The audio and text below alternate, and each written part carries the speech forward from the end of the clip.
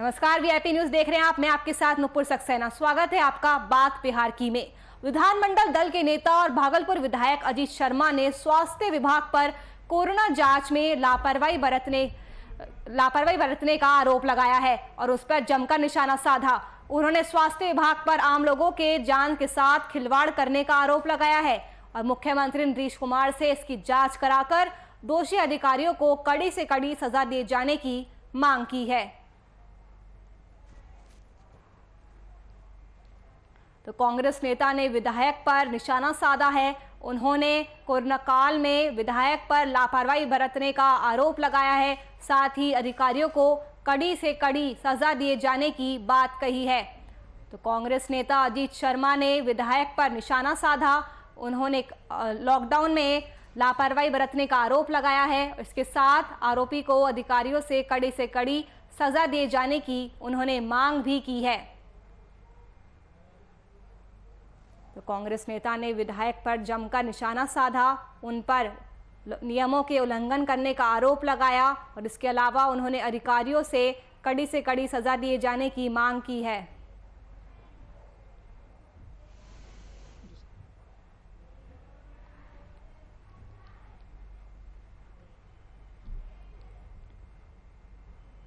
बीते दिन जमुई जिले के टेलवा गांव में बच्चे की मौत होने पर अंधविश्वास के चक्कर में घासीतरी गांव की 2 लड़कियों को डायन बताकर प्रताड़ित करने की घटना सामने आई थी। उस मामले को लेकर भाकपा माले ने विरोध प्रदर्शन किया। भाकपा माले के दर्जनों कार्यकर्ताओं ने घासीतरी गांव जाकर दोनों लड़कियों के पीड़ित परिवार से मिलकर उन्हें ढांढस बंधाया।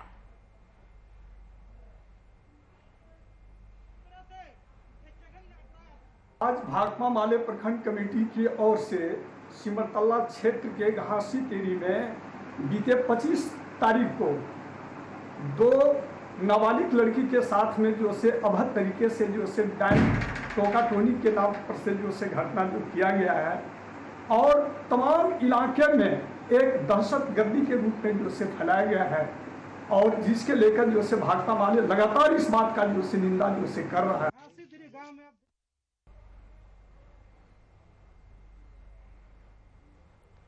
तो भाकपा माले ने विरोध प्रदर्शन किया है। आपको बता दें, ये कुछ दिन पहले का मामला है जहां पर 2 लड़कियों को डायन बताकर उन्हें प्रताड़ित किया गया था। जमुई का ये पूरा मामला है और इस पूरी घटना को लेकर भाकपा माले ने विरोध प्रदर्शन किया है। और इतना ही नहीं, भाकपा माले के दर्जनों कार्यकर्ताओं ने उस पीड़ित परिवार के वहां जाकर वो उनसे मिले और उन्हें ढांढस बंधाया।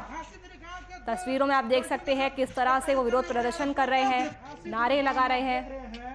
भाकपा माले ने विरोध प्रदर्शन किया। 2 लड़कियों को डायन बताकर प्रताड़ित करने का ये पूरा मामला बताया जा रहा है। बिहार के जर्जर सरकारी अस्पतालों की तस्वीर ट्विटर पर पोस्ट करने को लेकर भारतीय जनता पार्टी ने लालू यादव और तेजस्वी यादव पर जोरदार पलटवार करते हुए पिता पुत्र को आईना भी दिखाया है। पार्टी की बिहार इकाई प्रवक्ता डॉक्टर राम सागर सिंह ने लालू तेजस्वी पर हमलावर तेवर दिखाते हुए कहा कि बिहार सरकार पर उंगली दिखाने वाले राजद सुप्रीमो ये क्यों भूल गए कि भ्रष्टाचार की 4 उंगलियां तो उन्हीं की तरफ उठ रही है।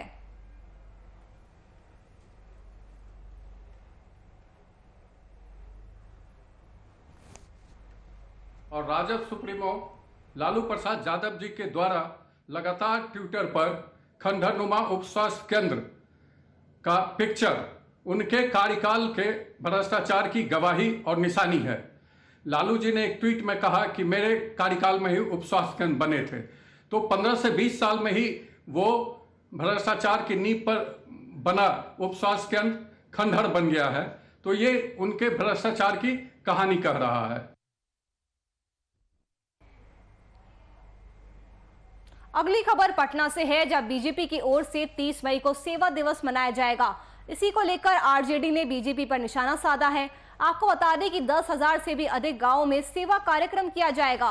बीजेपी के इस कार्यक्रम पर राजद विधायक राकेश रोशन ने वीडियो जारी कर निशाना साधा है। बीजेपी पर उन्होंने सरकारी नियमों की धज्जियां उड़ाने की बात कही है। उन्होंने बीजेपी के कार्यक्रम को जनहित का नहीं बल्कि दिखावे का कार्यक्रम बताया है।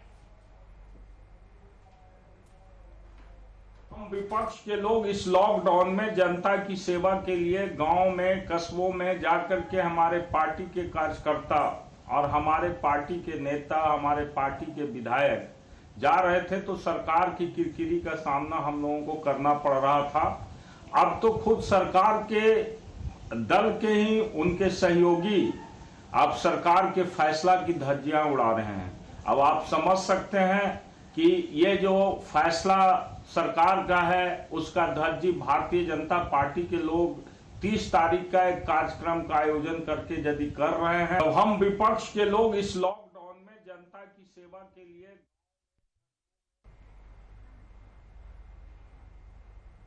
इस कोरोना काल में ट्विटर राजनीतिक पार्टियों के लिए एक हथियार साबित हो रहा है। आए दिन पार्टियों की तरफ से ट्विटर पर कई पोस्ट देखने को मिलते हैं और एक बार फिर पूर्व सीएम जीतन राम मांझी ने ट्वीट कर सरकार से पंचायत प्रतिनिधियों का कार्यकाल कम से कम 6 महीने के लिए बढ़ा दिए जाने की मांग की है, जिससे ग्रामीण इलाके का विकास कार्य चलता रहे।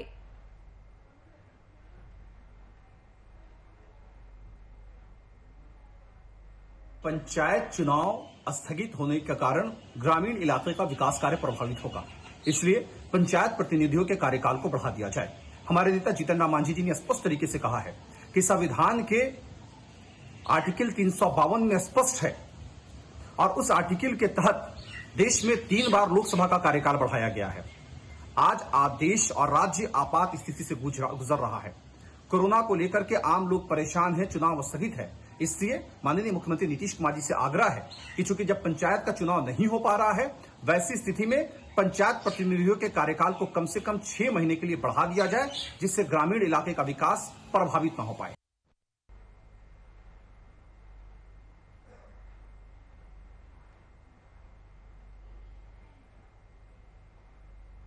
एक तरफ प्रधानमंत्री आवास योजना पूरे देश के साथ बिहार में भी चलाई जा रही है, जिससे गरीब और असहाय लोगों को रहने के लिए घर मिलेगा, पर कैमूर जिले में एक ही परिवार के 30 लोग सड़क के किनारे रहने को मजबूर हैं। इनके पास ना तो खाने को भोजन है और ना ही रहने का कोई ठिकाना। कई बार प्रशासन से जमीन के लिए आवेदन भी किया गया, पर अभी तक प्रशासन द्वारा रहने के लिए कोई भी व्यवस्था नहीं की गई है।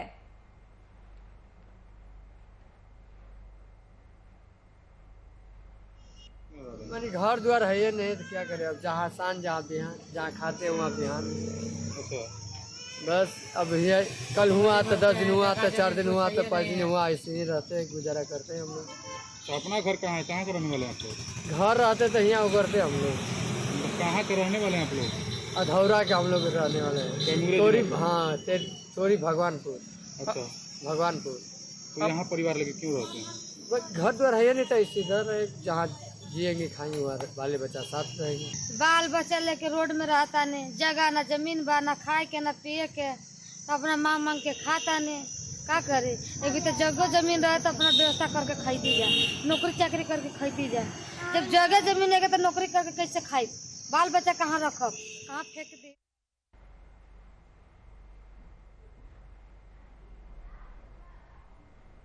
इसी खबर पर हमारे साथ ज़्यादा जानकारी के लिए हमारे संवाददाता अजीत गुप्ता हमारे साथ जुड़ चुके हैं। अजीत, कोरोना काल चल रहा है जहां लोगों को अपने घर में सुरक्षित रहना चाहिए, ऐसे में परिवार जिसमें 30 लोग बताए जा रहे हैं वो सड़क पर रहने को क्यों मजबूर है?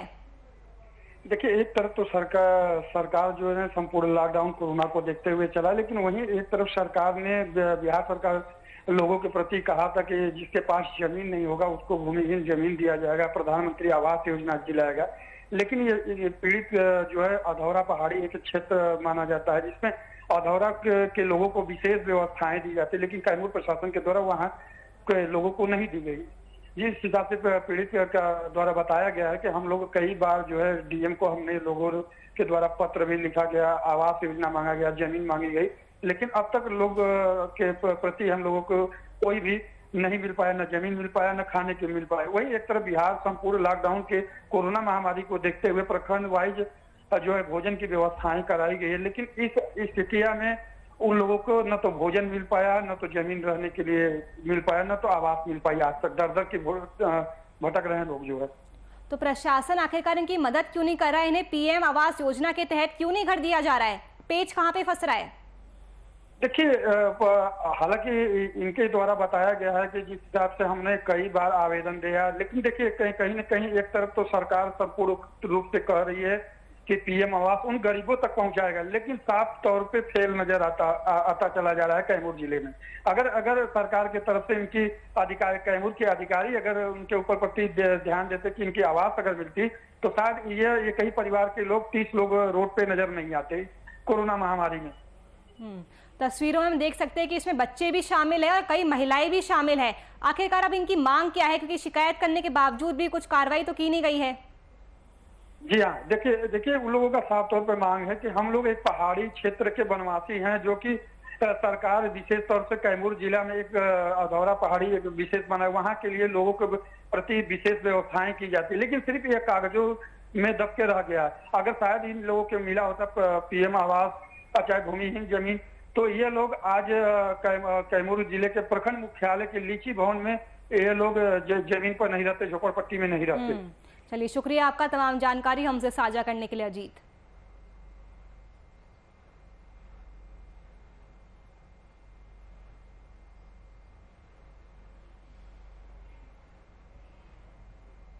लॉकडाउन में केंद्र सरकार और बिहार सरकार ने अपने किए ऐलान के अनुसार राशन कार्ड धारियों को मुफ्त में ऐलान दे रही है। राशन कार्ड धारी के परिवार के प्रत्येक सदस्य को 5 किलो चावल और 5 किलो गेहूं दिया जा रहा है। लेकिन भागलपुर में पीडीएस के जरिए दिए जा रहे अनाज में जो चावल बांटे जा रहे हैं वो अरवा के चावल है, जो कोई भी गरीब गुरबा नहीं खाता है, बल्कि उस अरवा चावल को बाजार के दुकानदारों को बेचकर उसना चावल खरीदकर घर ले जाते हैं। पूरे प्रकरण को भागलपुर के सह कांग्रेस विधायक दल के नेता अजीत शर्मा बड़ी गंभीरता से ले रहे हैं और बिहार सरकार से लगातार अनुरोध कर रहे हैं कि आपातकाल में गरीबों को खाने लायक अनाज उपलब्ध कराया जाए।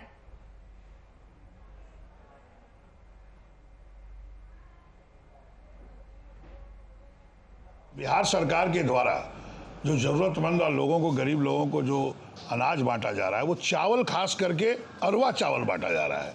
आप झारखंड में देख लीजिए, उसना चावल बांटा जा रहा है, पहले भी यहाँ उसना चावल बांटा गया है। हो क्या रहा है उनको पता नहीं है। जो आपूर्ति पदाधिकारी लोग लगता है कि माननीय मुख्यमंत्री को सही सूचना नहीं दे रहे हैं। वो अरवा चावल तो खाते नहीं है, कोई नहीं खाता। वो लोग क्या करते हैं, लेके कहीं मिल में, कहीं सस्ते दामों में कहीं बेच देते हैं, तो उनको तो फायदा आया नहीं। इसलिए आपके माध्यम से माननीय मुख्यमंत्री से आग्रह है, पूरे आपूर्ति पदाधिकारी और प्रशासन के पदाधिकारी बोलिए कि उसना चावल उपलब्ध करा के गरीब और जरूरतमंदों को बांटने का काम करे। अरवा चावल बांटने से आपको वह बिक जाता है मिलों में इधर उधर, इसलिए कोई फायदा नहीं होता। इसलिए आप उसना चावल का प्रबंध करने का काम कीजिए। अरवा चावल मिलता है, गोदाम में ही अरवा चावल है, इसलिए गोदाम से मिलता है तो देते हम लोग बांटते हैं। और इस महीने में दोनों महीने का फ्री मिल रहा है अनाज। मतलब ये एक प्राइम मिनिस्टर, दूसरा सीएम का पैसा किसी ग्राहक से नहीं ले रहे हैं, मुफ्त में दे रहे हैं, मुफ्त में। लेकिन अरवा चावल ले जाता तो क्या लग रहा है कि कोई खाता होगा? अरे बोलता है खाते हैं, अब उसे आगे लेके क्या करता है उसके लिए हमको क्या जानकारी है।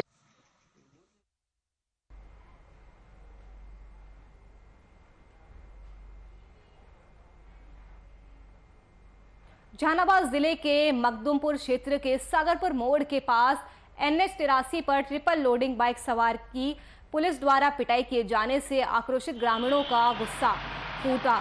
बाइक सवार युवक की पिटाई से नाराज ग्रामीणों ने पुलिस कर्मियों से जमकर हाथापाई करते हुए हमला बोल दिया।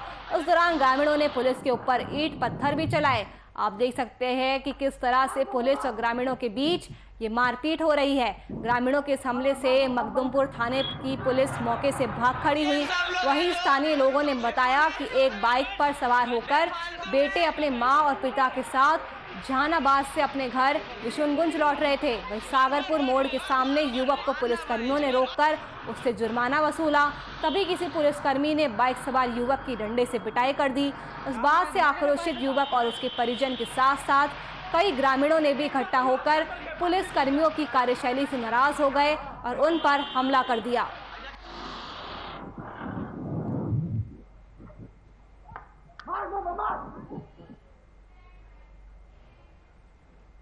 कोरोना संक्रमण की बीमारी से एक तरफ लोग जहां परेशान नजर आ रहे हैं, तो वहीं कोरोना महामारी से बचाव के लिए लगाए गए लॉकडाउन के दौरान आर्थिक तंगी से गुजरने वाले परिवार के साथ मारपीट की जहमत भी उठानी पड़ी है। ताजा मामला जमुई के खैरा क्षेत्र के एक दुकान का बताया जा रहा है, जहां काम करने वाले स्टाफ द्वारा दुकानदार से अपना वेतन मांगे जाने पर उसके साथ मारपीट की गई और उसका मोबाइल भी छीन लिया गया। उस मामले की जानकारी खैरा थाने में आवेदन देकर दी गई और न्याय की गुहार भी लगाई गई है।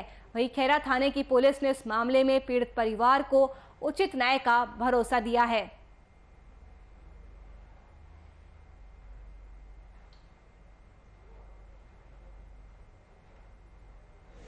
हम रहते थे तो बस मेरा महीना पूरा गया, हम बोले कि नहीं रहेंगे, मेरा हिसाब कर दीजिए।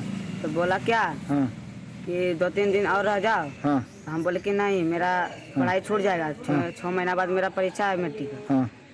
तो इसलिए बोला कि हिसाब कर दीजिए। तो बोला कि चलो बाहर करते हैं। इतने में हमको मारने लगा। कौन मारने लगा? उसका पिताजी और बिट्टू। क्या नाम है उसका पिताजी का? जद्दू बनवाल। मेरा लड़का गया घर गया लड़का, तो बोले कि क्या हो रहा है, गाल मुँह फूलल है। तो बोला कि गया उसके पास, बिट्टू पास गए तो मांग रहे थे कुछ पैसा कि हम नहीं रहेंगे, दो मेरा हिसाब के पैसा दे दो। तो मारपीट किया, उसको मोबाइल छीन लिया, घरों में ले गया, वो कर्जा पर चढ़ के भूल दिया। उसके बाद लेडीज लोग सब बोला कि अरे किसी का बच्चे है, क्यों मार रहा है, छोड़ दो। तब छोड़ा, तब ये घर गया, तब हम लोग आए तो उसको बोला आधा घंटा खड़ी रहा है तो नहीं आया। उसके बाद मेरा हस्बैंड गया अंदर गया तो इसका भी मारपीट करने लगा। मेरा भी तो कोई इस समय न छोड़ लिया। खगड़िया में लॉकडाउन के बाद भी कुछ दुकानदार अब भी चोरी छुपे दुकानों को खोलने से बाज नहीं आ रहे हैं। ताजा मामला टाउन थाना इलाके के नगर परिषद रोड के कोसी ज्वेलर्स शॉप का है, जिसे धावा दल ने लॉकडाउन उल्लंघन कर खुली रखने के आरोप में सील कर दिया है। वह इस दौरान धावा दल को दुकानदार के विरोध का भी सामना करना पड़ा। दुकानदार की माने तो वो सामान की बिक्री के लिए दुकान नहीं खोला था, बल्कि वो कुछ जरूरी कागजात को लेने दुकान पर आए थे। वो कोई चोर नहीं है जो पुलिस इस तरह से उनके साथ गलत व्यवहार कर रही है। वो खुद लॉकडाउन का पालन करते हैं और लोगों को उसकी गाइडलाइंस का पालन करने के लिए जागरूक करते हैं। भाई दुकान पर हुई कार्रवाई से दुकानदारों में हड़कंप मच गया है।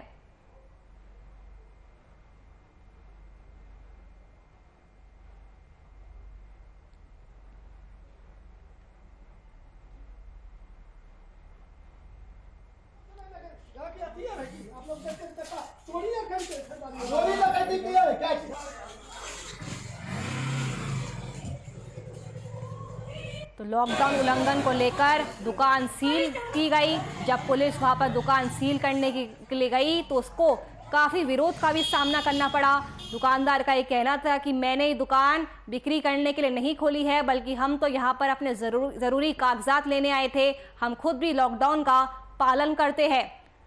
लेकिन उसके बाद भी पुलिस ने उसकी दुकान को सील कर दी और पुलिस की इस कार्रवाई की बात से दुकानदारों में हड़कंप मच गया है।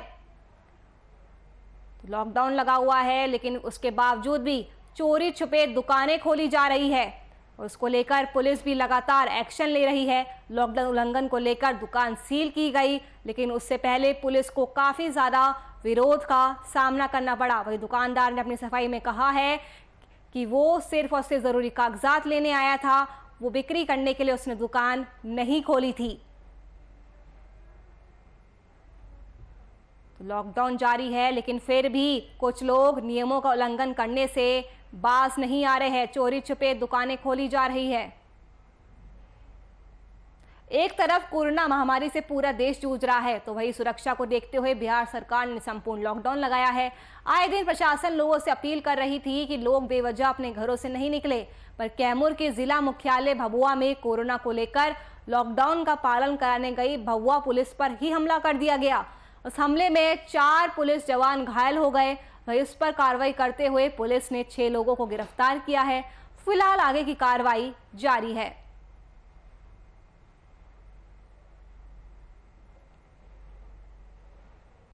वार्ड नंबर 15 में आए। लॉकडाउन में काफ़ी यहाँ पे लॉकडाउन की धज्जियाँ उड़ाई जा रही थी। इसका अनुपालन करने के लिए जिला पुलिस की दंगा पार्टी यहाँ आई हुई है।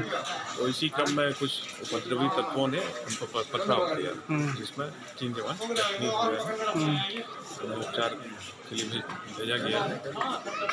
अभी कुछ लोग को हिरासत में भी लिया गया है। 4-5 आदमियों को अभी से पूछताछ की जा रही है, वो पथराव में शामिल है।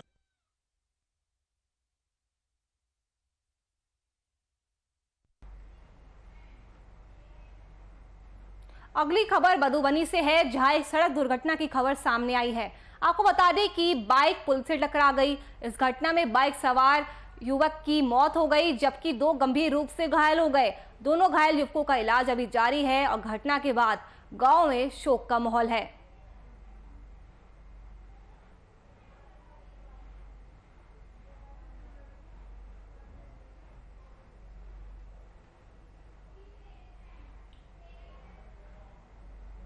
सोशल मीडिया पर बाल विवाह की तस्वीर नवादा जिले के वारिसलीगंज थाने के मंजौर गांव की निकली। दरअसल सोशल मीडिया पर बाल विवाह की तस्वीर तुषार श्रीवास्तव की तरफ से ट्वीट की गई थी और लिखा गया था कि बिहार के नवादा की ये मार्मिक तस्वीर अपनी गरीबी को बता रही है। वायरल ट्वीट में जिले का नाम आने पर स्थानीय प्रशासन में हड़कंप मच गया और प्रशासन वायरल बाल विवाह की तस्वीर की जांच में जुट गया, जिसमें करीब 4 घंटे के बाद ये जानकारी सामने आई कि वारिसलीगंज थाना के मंजौर गांव की लड़की है। सूचना के बाद स्थानीय प्रशासन दलबल के साथ मंजौर गांव पहुंची और अब मामले की जांच में जुट गई है।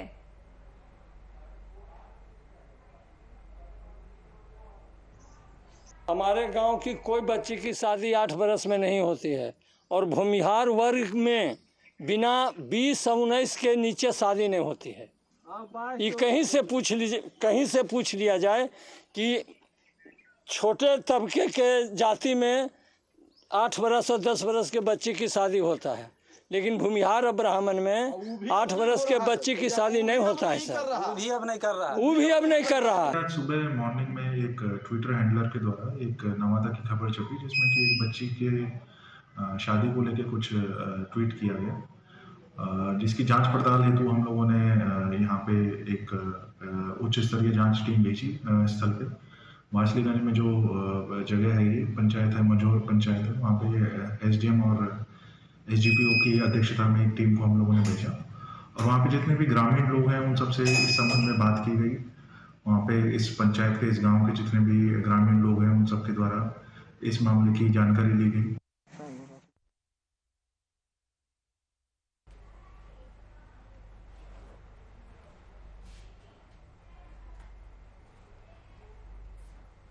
अपराधियों का तांडव लगातार जारी है। ताजा मामला छपरा का है, जहां एकमा थाना के तहत अस्पताल के पास माइक्रो फाइनेंस कंपनी के कार्यालय पर बाइक सवार 3 अपराधियों ने लूट के प्रयास के दौरान कंपनी के मैनेजर को गोली मार दी। अपराधी उसे गोली मारने के बाद भी लूट में सफल नहीं हो सके और हंगामा बढ़ता देख अपराधी उसके पॉकेट से 2000 रुपए, एटीएम कार्ड और मोबाइल को लूट कर फरार हो गए। गंभीर रूप से जख्मी फाइनेंस कंपनी के मैनेजर को अस्पताल में भर्ती कराया गया। फिलहाल पुलिस मामले की जांच में जुट चुकी है।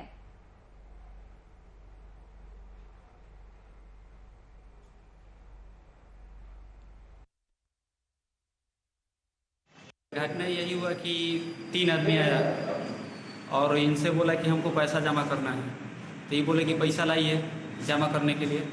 उसके बाद इनको पकड़ लिया सब और उसके बाद मारने लगा। इनका एटीएम जो भी था छीन लिया। चाबी मांग रहा था कि चाबी दीजिए पैसा के लिए, तो इन्होंने नहीं दिया। तब तक इनको गोली मार दिया सब। उसके बाद ही पकड़ करके उन लोग से झड़प हुआ। उसके बाद ही नीचे तक खींच के लाया। उसके बाद इनको धक्का मार करके भाग गया सब। चक्रवाती तूफान यास के प्रभाव के कारण राजधानी पटना में लगातार हो रही बारिश से कई दिनों से जल जमाव की स्थिति बन गई है। कंकड़बाग स्थित जयप्रभा अस्पताल में बारिश का पानी घुस गया। अस्पताल में पानी जमा होने के कारण यहां के स्वास्थ्य कर्मियों को काफी परेशानियां हो रही है। अस्पताल में जल जमाव होने के बाद नगर निगम भी हरकत में आ गया है और पानी निकालने का लगातार प्रयास भी किया जा रहा है।